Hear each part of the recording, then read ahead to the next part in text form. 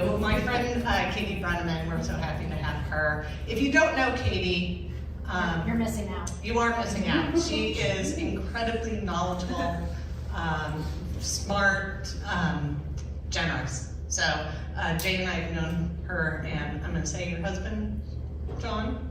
Whatever. For quite a few years now, and love them. Just a great go-to. Katie owns Stronghold Financial. She's been working in estate and retirement planning for her entire career, and I'd love to say we're the same age, but we're not. And for 3 years now. Entire career. So, Katie, I already told you, she's gonna go over ALTCS with us, but please help us welcome Katie.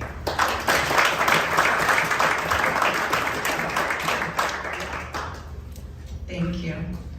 Thank you for the introduction, Melissa. Thank you, Phil, for tech support. I appreciate you.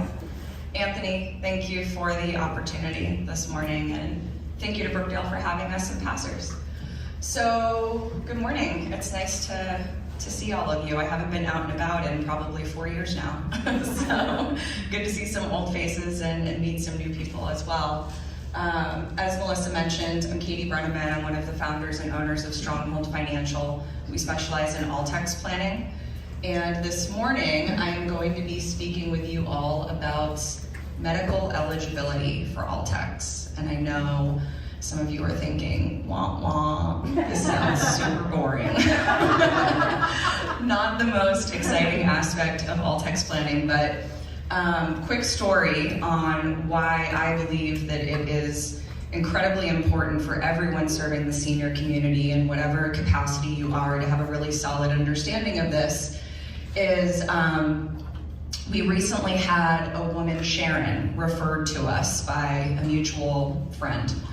And Sharon's aunt, Mary Ann, had recently moved into an assisted living community here in town. And the placement agent and the community had both promised Sharon that her Aunt Mary Ann was medically eligible for the ALTCS program. Mary Ann's income was only $1,200 a month. The cost of care at the community was $5,400 a month. And Mary Ann only had about $45,000 of assets remaining at the point in time that Sharon moved her into the community. So obviously covering a $4,000 plus per month gap with $40,000, you only have about 10 months of runway. And at that point in time, Mary Ann would definitely need to be utilizing the ALTCS program. So it becomes incredibly important to understand, is Mary Ann actually medically eligible for ALTCS, or does she actually need to be in a different assisted living community setting instead with a more appropriate monthly cost based off of her financial situation. So we actually have, as a member of our team, a retired ALTCS medical assessor, a retired ALTCS PASS assessor, and her name is Tammy. Tammy does a medical pre-screen with every single one of our potential new clients. And we actually start with medical eligibility first and foremost before financial, because we know what we can do on the financial side of things. I know that if someone is over income, I know that if someone is over resourced, I can get them financially eligible for the program. I can't 100% control someone's medical eligibility. I can steer things, I can make sure records are in place, I can make sure that we're focusing on certain things, maybe not talking about other things. But at the end of the day, we need someone to be at that base level of care being needed in order to actually support the medical eligibility for the program. So Tammy does a medical pre-screen with every single one of our potential new clients to start, and if someone is already residing in a community, she does that pre-screen phone call with the director of nursing, the wellness coordinator, whoever the most appropriate person is at the community that's familiar with the level of help that that person needs with activities of daily living, behaviors that they might be exhibiting, that sort of thing. We'll talk about this in a little bit more detail as we work our way through, but in order to be found medically eligible for ALTCS, you need to score 60 points on the medical assessment. And at the end of Tammy's medical pre-screen, she determined that Mary Ann would have scored 40.5 points on the medical assessment. So Tammy is literally conducting the ALTCS medical assessment with the staff member, acting as if she still worked for ALTCS, as if she'd been assigned this application to do the phone interview herself, and this is how I would have scored this person had they been assigned to me. So 40.5 points is obviously pretty far off from 60. And so having to deliver this news to Sharon was devastating for her. She literally burst into tears on the phone with me. This ruined her week. Her aunt had only been living in the assisted living community for a couple of months at that point, and now she had to disrupt her aunt, uproot her, move her to a new community. We all know how disruptive that is to I mean, I don't want to move. Like, I hate moving, but I can't imagine being a 92-year-old woman and having to adjust to living in an assisted living community to begin with, and now I have to move to a different one as a result. So I think moral of the story is, if everyone had been more educated on the front end about what medical eligibility actually entails, then they could have been able to better guide Sharon to an appropriate home for Mary Ann where she could have lived for the long haul, rather than having to move again a couple of months down the road and have this upsetting situation happen. And what would have been really horrible is if Sharon and I didn't have this mutual connection. This gentleman who we both know knows that you don't have to spend down all of your assets in order to qualify for ALTCS, so he told Sharon, yes, your aunt still has $45,000, you should talk to Stronghold about how to protect that and still qualify your aunt for the ALTCS program. If Sharon had spent down all of her aunt's money on the cost of care, and then 10 months from now she's out of money and still isn't medically eligible for the ALTCS program because she hadn't declined sufficiently in order to now be eligible, what would this woman have done at that point? She has $1,200 some a month of Social Security, and that's literally it. So now, what options does she have? I'm not well versed in all of the living options out there, but I know there are a lot of placement agents here with us today. And if you guys had to place someone at $1,200 a month of income, how challenging is that? Right. Into a nice place, yeah, good luck. Yeah. So I think that it's crucial for all of us to have a solid understanding of what medical eligibility requires, and then also have connections with firms like ours that are experts at analyzing this and assessing this, and can really make sure this person is where they need to be, or close, very close. So if they want to private pay at this type of community for the next 10 months, we feel confident that 10 months from now they'll be where they need to be medically.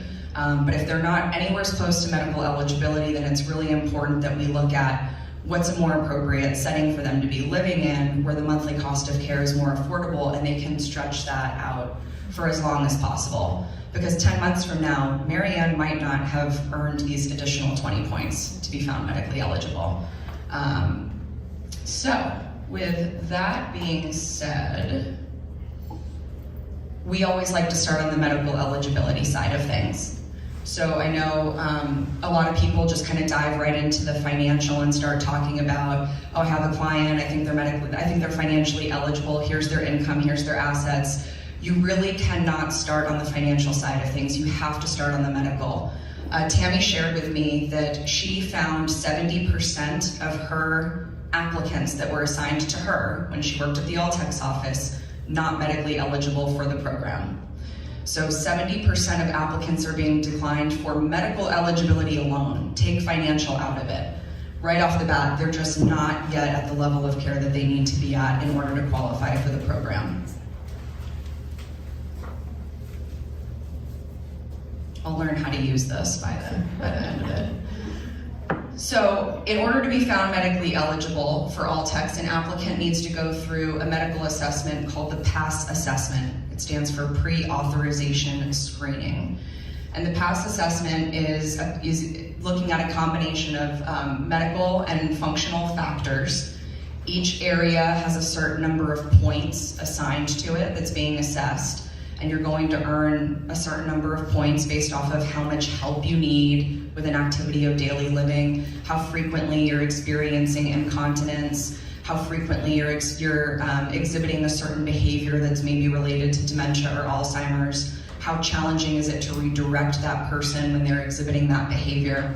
So all of these different categories earn points, and you're trying to get to 60 points or more in order to be found medically eligible for the program.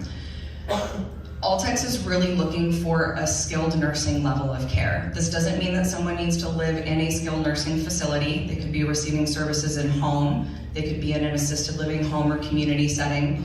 But the point is just that it's a really high level of care that's needed. It is not med management. It is not supervisory. The activities of daily living that are being assessed are mobility, transferring, bathing, dressing, eating, grooming, and toileting. So I thought it might be helpful if we go through each of these activities of daily living in a little bit more detail, because there's not a lot of congruence between how the communities are assessing these things and how ALTCS is assessing these things. And so I think it's helpful to really understand what is ALTCS specifically looking at for each activity of daily living, and how are they determining if someone is considered independent, which earns them 0 points for that ADL. Is it considered supervision or limited or occasional hands-on assistance? If so, they get 5 points for that ADL. Is it hands-on assistance? If so, they get 10 points.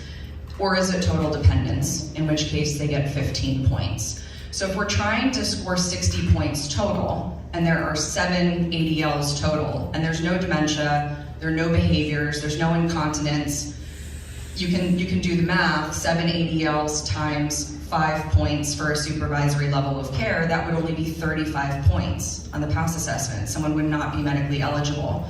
They would need to require a hands-on level of care for pretty much every ADL in order to be found eligible for the program.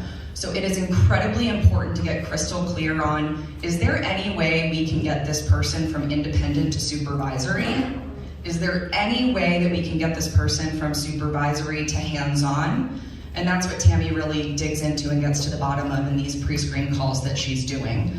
But the more educated you all can be about, is there a case to be made, the better sense you guys are going to be able to get on your own of where is this person in terms of ALTCS medical eligibility. Just as a side note, we rarely ever see total dependence scored. I always ask for a copy of the PASS assessment scoring sheet after a client is approved, so I can see, based on our assessment, how did we stack up to their assessment. And someone has to pretty much be bedbound in order to be considered total dependence for an activity of daily living. So we always like to err on the more conservative side in our pre-screen and assume that unless someone truly meets the criteria for total dependence, we're going to assess them at a hands-on level of care instead of total dependence. Something that is commonly not understood is that mobility is only looking at movement within the residence. This is not looking at going out to doctor's appointments or meals out with family, grocery shopping, things of that nature. ALTCS is literally only looking at an applicant's ability to move around safely inside of their home. So if it's an assisted living community like Brookdale, it's going to be inside of their apartment specifically. Something else to be aware of, if someone is using an assistive device but can move around inside of their apartment with that assistive device safely, they are considered independent. So using a walker or a cane does not mean that someone is going to be at a supervisory level of care. If someone is using an electric wheelchair, for example, and they're able to use that electric wheelchair entirely on their own, that person could be considered independent in the assessment.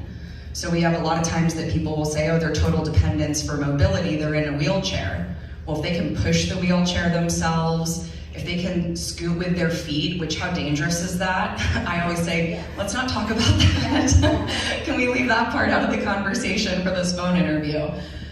They will literally count that person as independent from a mobility standpoint. So things that we like to do to get a little creative, if we had a client recently who was moving mom from a community that was non-ALTCS contracted to a group home that was ALTCS contracted, and he mentioned that she had an electric wheelchair. We suggested that that electric wheelchair maybe not follow her to the group home until after ALTCS approval. So if she's able to utilize the wheelchair on her own, we want to be honest on the PASS assessment phone call. If the wheelchair is not in the home for her to utilize, then we can make the case that she's actually going to be at that higher level of care than independent using her electric wheelchair. Supervisory, this might be someone who has Alzheimer's or dementia and maybe just needs some cueing and reminders about where to go inside of their home. If someone does need setup for their walker or their wheelchair, then that's where you can make a case that they need supervisory help.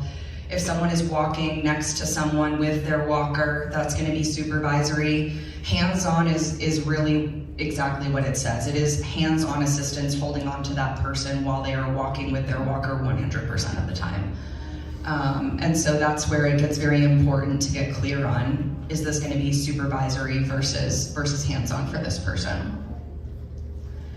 Transferring is the ability to get in and out of a bed or a chair or wheelchair. This is not transferring for showering. This is not transferring for using the restroom. They're going to consider transferring for those ADLs specifically. So this is only bed and chairs. Again, if someone can use an assistive device and get out of their chair on their own, they are independent. I don't know the name of this type of chair, but I'm sure you all know what I'm referring to. It's one of those chairs that kind of like lifts up and moves forward. It's not a Hoyer. A lift chair? It's that simple of a name? Okay. It's a lift chair. If someone can use a lift chair in their apartment, they're independent. So again, if there's a move happening, maybe we don't bring this piece of furniture to the new home until down the road.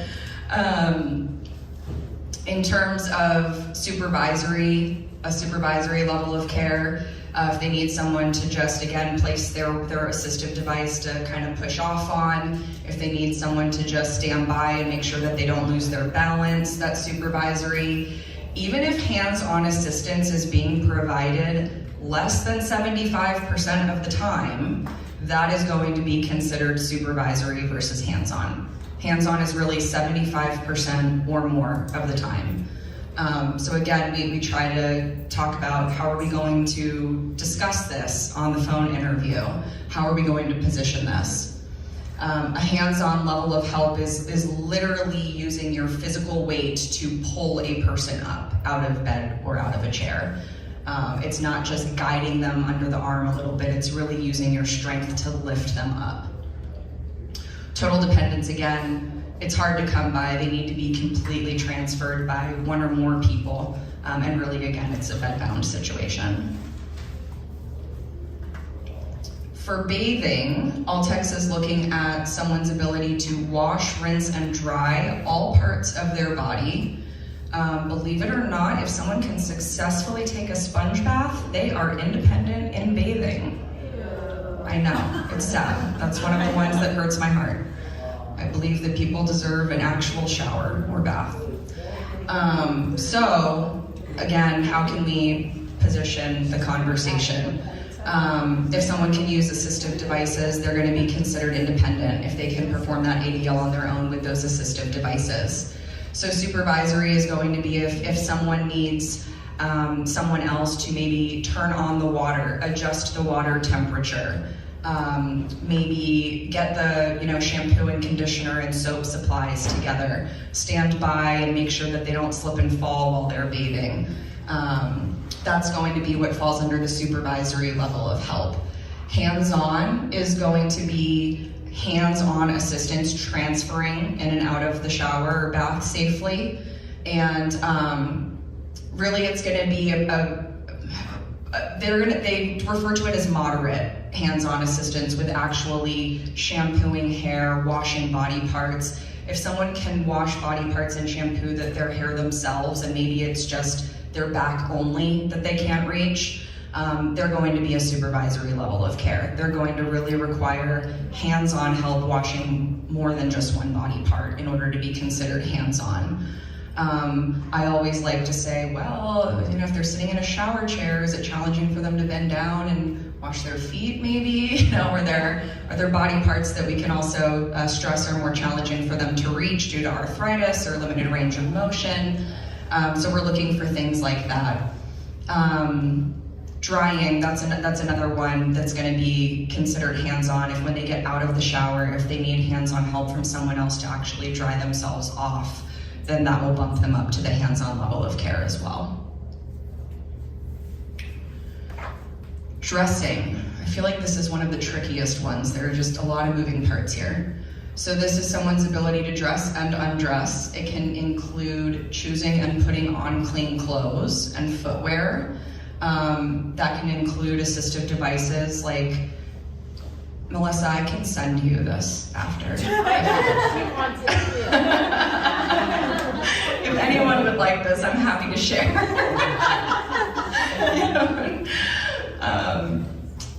Braces, prostheses, things like that's going to be included and that's something that someone has to put on throughout the day. Difficulties with buttons and zippers is going to be assessed, and also including choosing appropriate clothing for the weather, that sort of thing.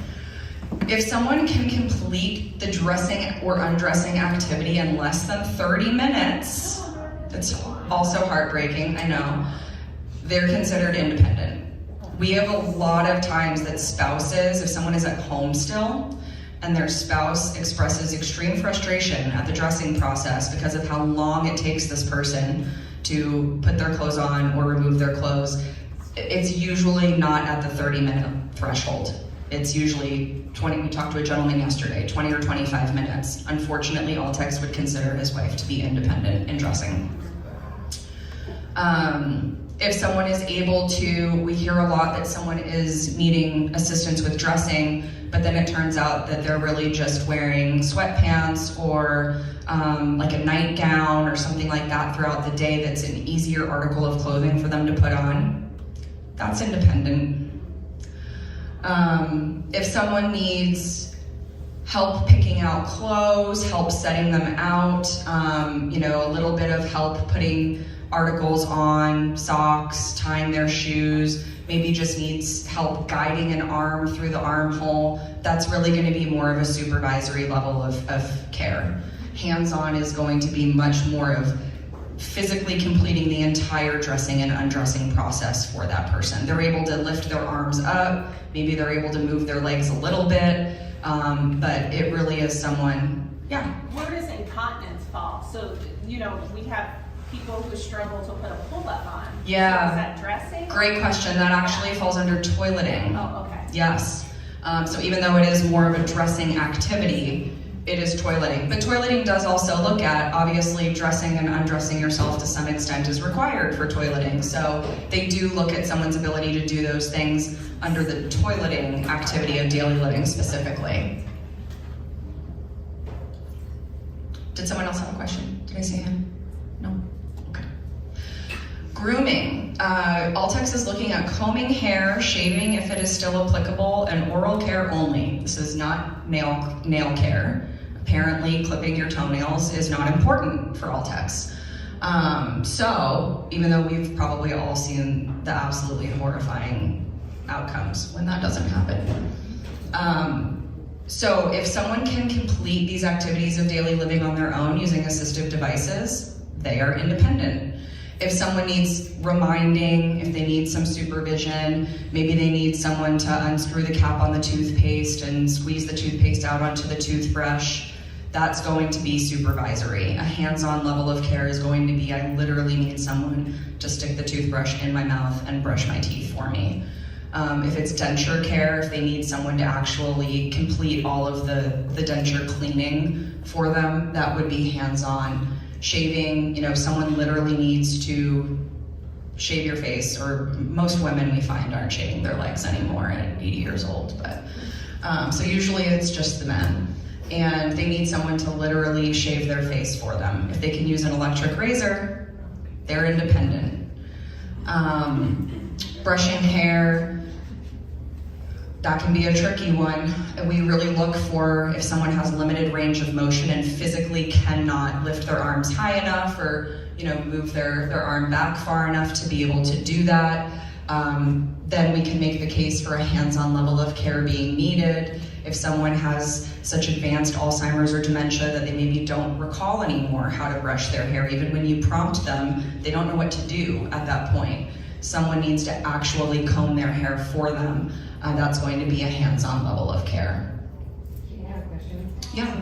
Say a gentleman can raise his arm this far with an electric to do the beard, but can't, you know, has longer hair and can't get it back like that. Yeah. Points on. You really need to not be able to do any of them. No, I mean, it's ridiculous. It's like if, It's all under one. yeah, so if someone needs help with one, hands-on help with one, but not the other, they're usually scored supervisory, as ridiculous as that is. If I need you to stick a toothbrush in my mouth and brush my teeth for me, but I can comb my hair, I'm only a supervisory level of care the majority of the time. Less of Yeah. the tooth, right? I know. And I'll be honest, there's no hard rule with this, because at the end of the day, this is a human being that's conducting the phone interview, that's performing the assessment. So it's subjective to some extent, right? And there are some PASS assessors who, I'd say I've only experienced, I can count on less than one hand in all these years. Occasionally, it just seems like they're not a human. You know, it's like they're a robot going through the motions and they don't have any empathy for the person in need of help. Very rarely does that happen. The vast majority of the PASS assessors are wonderful human beings that are really trying to help the cause where they can. You have to understand that they have sometimes quality control on the phone. They have metrics that they need to meet. They have cases get audited after the fact. And if they're found doing things that are really outside of what the ALTCS policy calls for, then they can lose their jobs. So when they regularly have metric hits that impact their, job performance. So you have to look at it from their perspective too. They're trying the best they can, but we really need to make sure that the documentation is in place from the community service plan that supports what we're saying on the phone interview. We need to make sure that the medical records don't have conflicting information to what's in the service plan and what's being said on the phone interview. So just making sure that there's congruence between all of those things is really important, because we have seen clients where, we had a client several years ago, it was ridiculous. This woman had multiple strokes in her 50s, in a wheelchair, full hands-on help, can't use her legs at all. One of her arms, as a result of the stroke, her hand is, knotted up into a ball. She can't perform activities of daily living on her own, even using her hands because of this. So they scored her at hands-on for transferring. If you're hands-on for transferring, aren't you by default hands-on for showering and toileting? Because those activities also require transferring. This assessor put her at supervisory for those two activities of daily living, and she was initially declined. I appealed it and won the appeal. It's common sense in my opinion, but. So the problem there that the assessor shared with me was that the medical records, one set of medical records showed that she had 5 out of 5 strength in the hand that is clenched into a ball. It was a doctor's mistake in the notes. So we actually had to go back to the doctor and have him revise those notes to reflect what they really should have reflected. And then the gentleman in the appeals department understood where I was coming from, that this doesn't make any sense, that she's hands-on for transferring, but not for all of these others. But it's things like that that can create problems unnecessarily. So it's really important to make sure that all of the ducks are in a row. Eating, this is one where there's a lot of confusion. Food preparation doesn't count. ALTCS does not care if you can prep food for yourself or cook. All that matters is, do you have the ability to put food on a fork to your mouth, chew, swallow without choking? Can you do that safely? It does include, some of the food prep in terms of cutting food up small enough to be able to take a safe bite. It does include opening bottles, removing lids, things of that nature. So if someone needs assistance with those types of things, opening containers, cutting their food, maybe they need a reminder to eat, again, because of Alzheimer's or dementia, that's going to be a supervisory level of care. A hands-on level of care is someone literally needs to put a fork to their mouth in order for them to be able to eat. It could also be maybe someone's a choke risk, and so they need someone to be sitting by them throughout the duration of the meal to make sure that they don't choke, that they eat safely. That would be a hands-on level of care.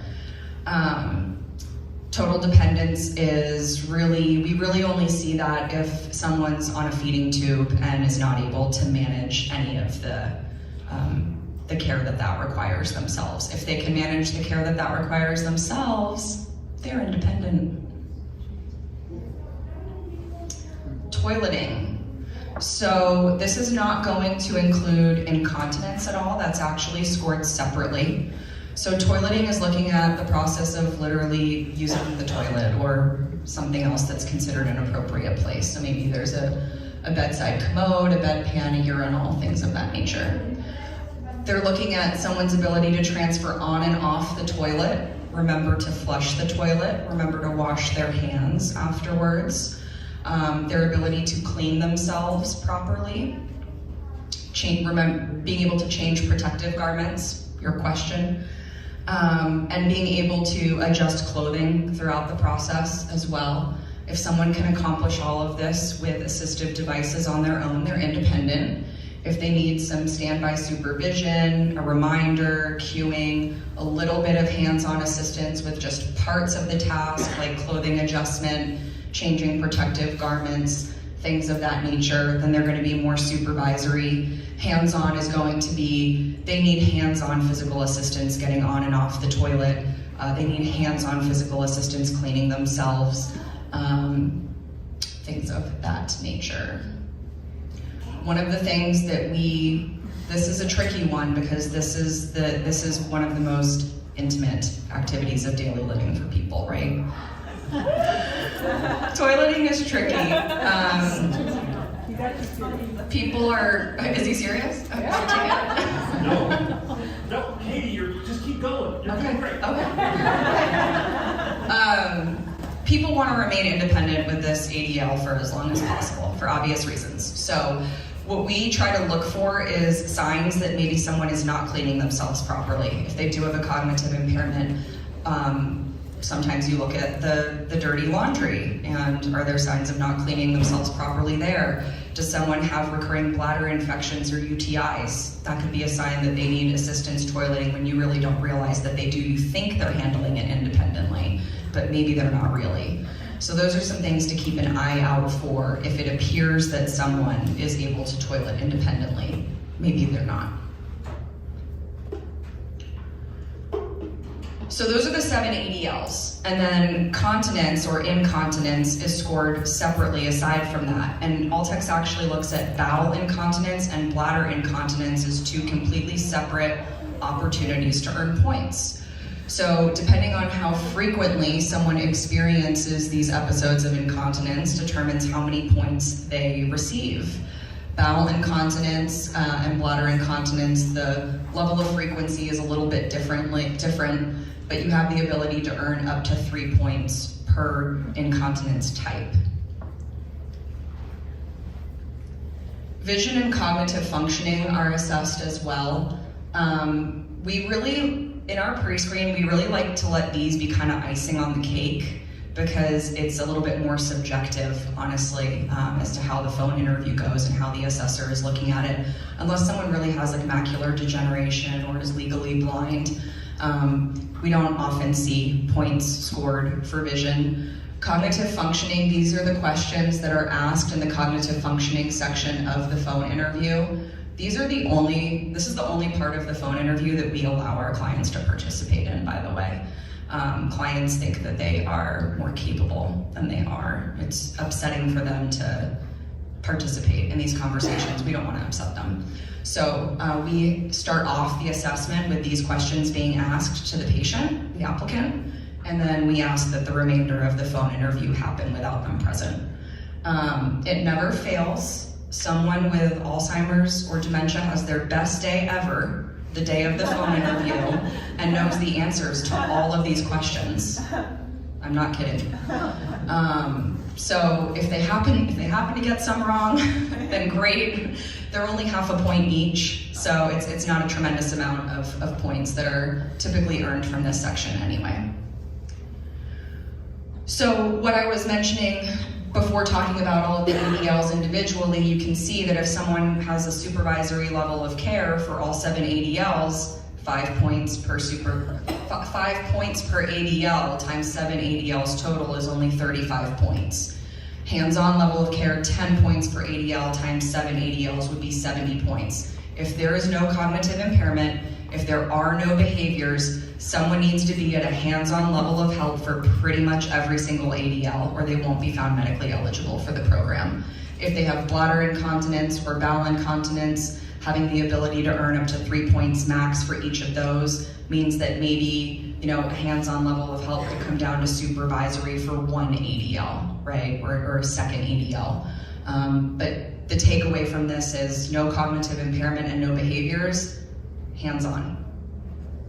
So what if it's a pretty severe case of dementia or Alzheimer's? They don't remember to do any of the ADLs all whatsoever on their own. But Yeah. technically, physically, they can Yep. do that. They just need to be reminded. He has to cue them for every single thing. That all falls under the supervision 5-point section, and then they don't get approved. Exactly, that's one of the things. Have you seen my slides? Yes, we regularly have people call us and say, well, my loved one has dementia, they have Alzheimer's. Even if they need a supervisory level of help with every single ADL and they have dementia, that is not enough to get to 60 points unless there's also incontinence or a behavior going on.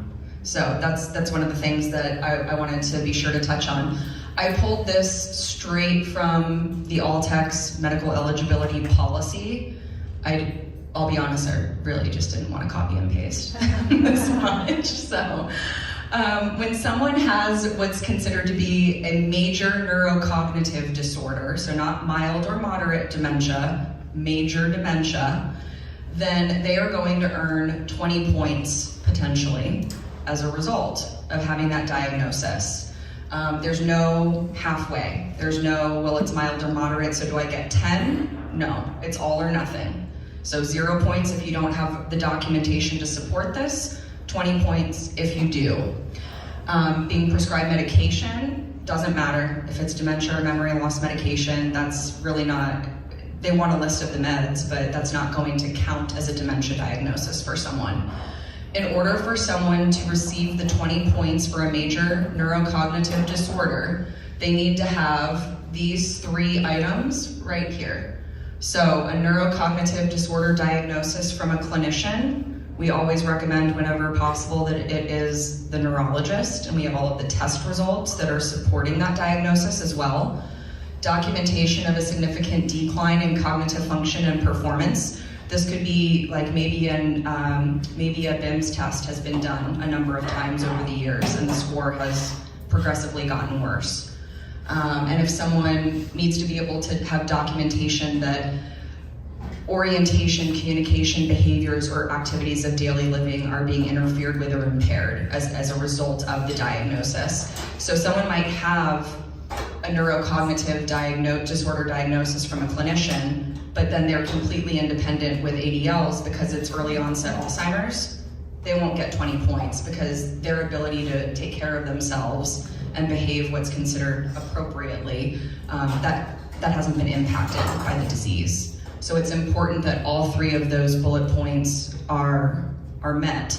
I'll be honest again, we had some clients that haven't had all of this stuff lined up and they've gotten 20 points. It's not fair. It's fair when it's your client and you get the outcome that you want, right?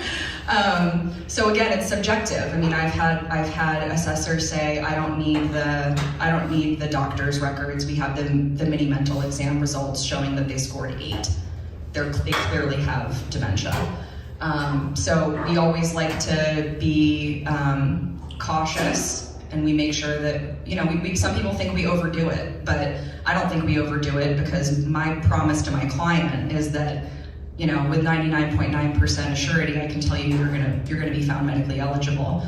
Once someone goes through our pre-screen with Tammy's success rate at this point in time is 100% for approvals. So if she identifies someone isn't medically eligible, now we know, but if she identifies that someone is, we have a 100% success rate of that person being found medically eligible for the program. Behaviors that are being looked at are wandering, self-injurious behavior, aggression, resistiveness, and disruptive behavior.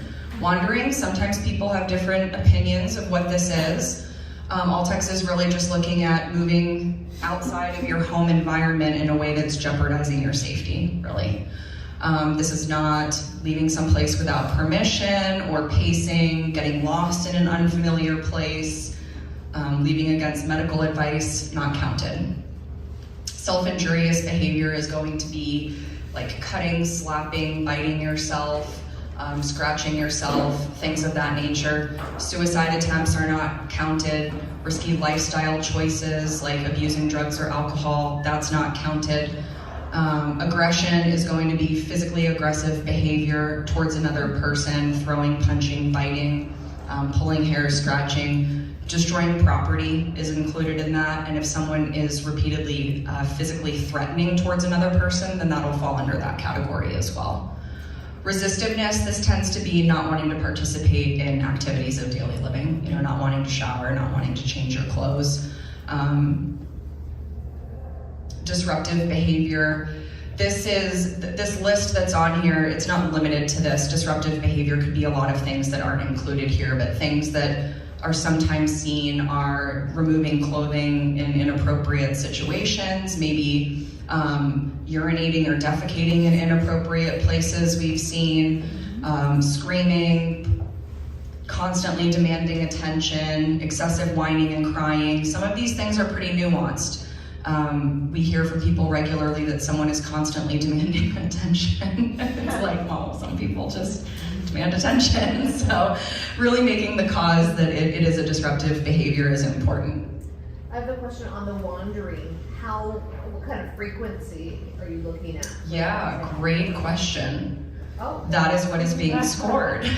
So for each of these behaviors, ALTCS is looking at the frequency with which they happen, and then also the level of intervention that's required to redirect the person. So depending on how frequently these are happening and how difficult it is to redirect the person, someone could earn up to 4.5 points for frequency and up to 4.5 points for intervention for each behavior. So there is the opportunity to earn a substantial number of points potentially in the behaviors side of the medical assessment. So just kind of a quick summary. Major neurocognitive disorder, 20 points if the documentation is all there to support that. ADLs, a supervisory level of care is still not sufficient, right? If someone has 5 points per ADL, 7 ADLs, 35 points for needing cueing and reminders, and they have 20 points for dementia, they're at 55 points. They're still short of 60. So there still needs to be more going on. Can we make the case that they need hands-on help for one activity of daily living, right? To get them up to 60. Is there any incontinence going on?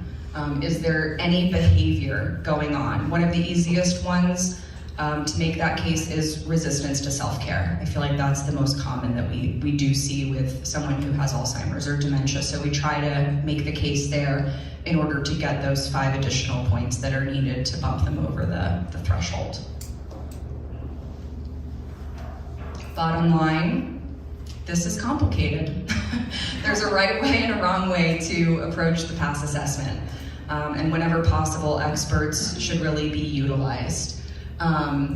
We have a pre-screen process, as I've mentioned, that we go through with every single one of our potential new clients. We start out keeping it as simple as we can, where we just have the community send us a copy of the service plan. If someone's at home with their loved one is taking care of them at home, then we actually have a questionnaire that we've created that mimics the ALTCS medical assessment, and the family can complete that and send it back to us. We have a tool we've created that allows us to plug in the information from the service plan or that preliminary survey, and it totals up how someone would score on the ALTCS PASS assessment based on the information that has been shared with us. That way we can quickly weed out if someone's at 20, 30, 40 points, it's too soon. I don't want anyone wasting time or money moving forward working with my firm if it doesn't make sense to do that right now. And that's where we can turn around and have a conversation with you all about what's the appropriate next step for potentially placing your client. If someone's at 40 points, I don't care if they're 95 years old. I mean, we've seen 100-year-olds that are not medically eligible for ALTCS. They're blind even, but guess what? They're still too independent with ADLs. So it's incredibly important to make sure that they're in a cost of care situation that they can afford for the long haul, rather than running out of money in 10 months and maybe still not being medically eligible for ALTCS. If we determine that someone appears to be medically eligible for the ALTCS program, then they move on to Tammy doing that official pre-screen. And that's a $100 fee for that service. I would say even if someone does not have the financial means to hire an ALTCS planning firm to get them through the ALTCS application process in 4 weeks, for example, like we're able to do, they can't afford to make that investment. We understand that. I still don't want a family wasting time, energy, and frustration going through this process if it doesn't make sense to yet. And Tammy said 70% of applications she had to decline. So if someone wants to invest $100 in Tammy doing this pre-screen, we're happy to have her do that, and that is where, you know, our working relationship ends. That's perfectly fine. I still would like the family to be armed with that knowledge that it's too soon, if it is. From Tammy's perspective, if you apply for ALTCS and are found not medically eligible, and then you apply again a month later, it can be, you almost did more harm than good by applying that first time around, because now you have to make the case of really what has changed in the last 30 days that makes this person now medically eligible. And we all know things can change on a dime, right? So it really does happen, but it's just another extra hurdle that you have to go through. If someone scored 40 points 3 months ago and now you're reapplying and trying to show that they're medically eligible, ALTCS is really going to be looking at, well, what happened in the last 3 months that you just increased the level of care needed this substantially for this many things. So if we can prevent someone from having to do that, then we want to be able to do that. So yeah, feel free to incorporate us into your new client intake process to whatever extent it seems to make sense for you all. So.